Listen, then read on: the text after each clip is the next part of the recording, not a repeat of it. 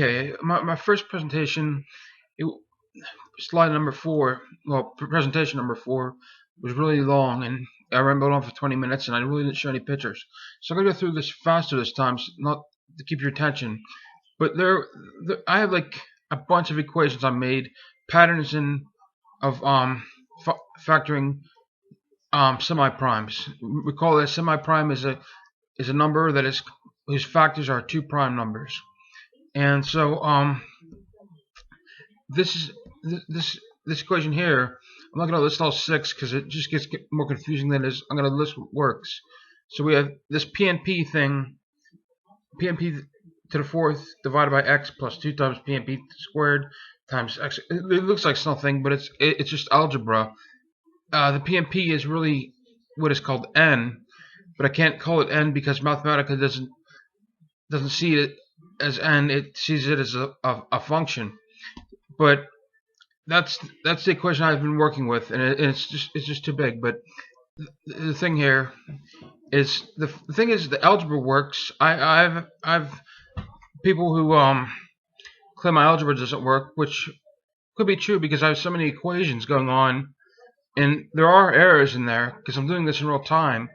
But my concern isn't the algebra, because I know that I was sent an 85 and divided by 5 and is equal 17. Well, it's been said that that's too easy to see. I just started as a base. That's the first number I tried when I was doing this, and that's what I've been using on my basis of my equations, just to keep things uniform for me to understand them, working with the same numbers. But I'm not concerned with the algebra as much as I am as the being able to find x, solve for x in a polynomial equation. That's the more tricky part. As far as I know, the algebra is correct. It is the polynomial equation we have to solve. And I just did this. Here's a second example of a larger semi-prime. I just did this to show it does work, that the algebra is correct. You can see the 2 equations that I had. It's the same equation as before, split in 2, because they're going to be set equal to each other to solve the polynomial. But you can see 1 equals PNP is 7,723 times 7,919, and x is 700. X is 7,723. And when we plug those in, we get, when we solve the equation, we get, for the first equation, we get that very large digit to the right of solve, and that comes out to like 7,919.005, or in that same vicinity. And then you see the second equation solved perfectly because the error was correct, and that is 7,919. So the equation is there. I was told computation isn't enough to prove that they're equal. I don't know. I always use computation as like, I've had things that looked right algebraically, but equaled something completely different. But I've never had something computate multiple times and be wrong because of the algebra. But I could be wrong. I'm not saying it was exactly right, but it's just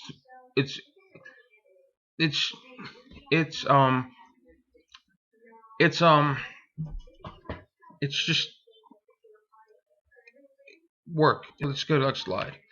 And this is what one of my only feedback I had. Like I've been posting this problem, had to have 50,000 views already, and I've gotten results, but nobody's never claimed to like go through the thing. This guy's going through it and says it's wrong, and that's good stuff, you know. He says I'm not learning from it, but in my reply, this is what he said. He said, "See for yourself. I'm the math wizard, but I'm not the confidently say that your math needs work."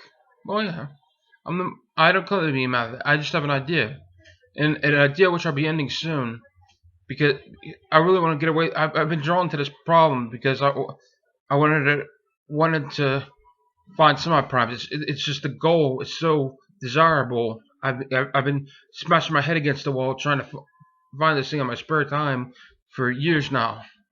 This is my response.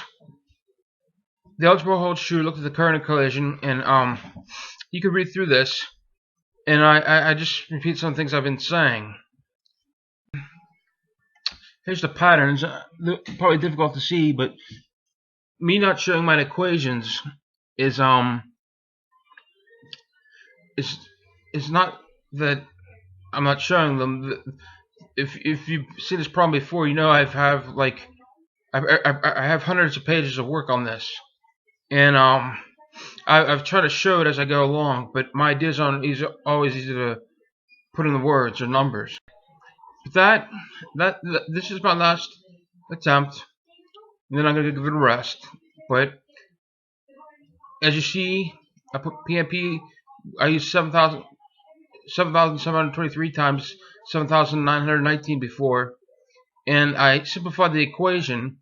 And this is to correct the fact that before, when I set the equation equal to each other, it was equaling with certain numbers below. Like for the example of 85 and 5, all numbers below 11 equaled 0 because they're all in close vicinity.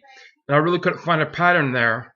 I think there may be a pattern of the error that you're looking for, but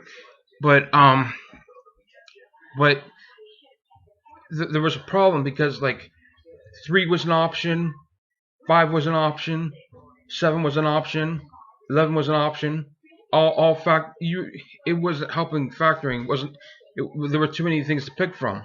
So this time I just took the equation the part of the quantity PNP squared divided by x plus x squared divided by PNP, that is equal to PNP after you subtract the error, which is x squared divided by PNP.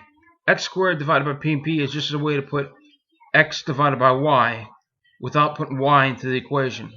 So that I said that was equal to PNP. It's equal to y.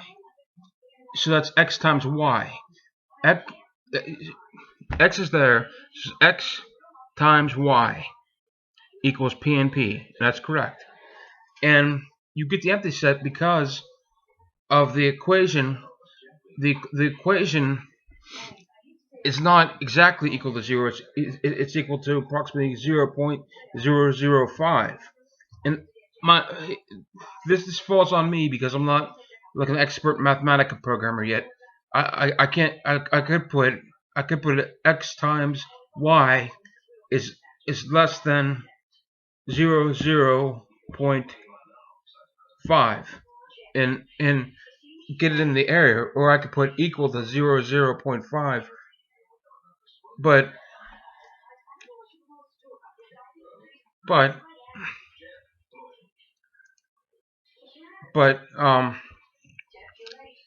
that was a problem before with the first equation I showed in this presentation, is that you're going to have numbers, you're going to have multiple numbers close to 0 that are solving the equation when it's equal to itself. And originally I didn't have the error found. I don't know why. If it's just x divided by y for the error, I don't know why I didn't find that. But this just shows that if this problem can be solved in Mathematica, it's the simplest form I could find. It's simple.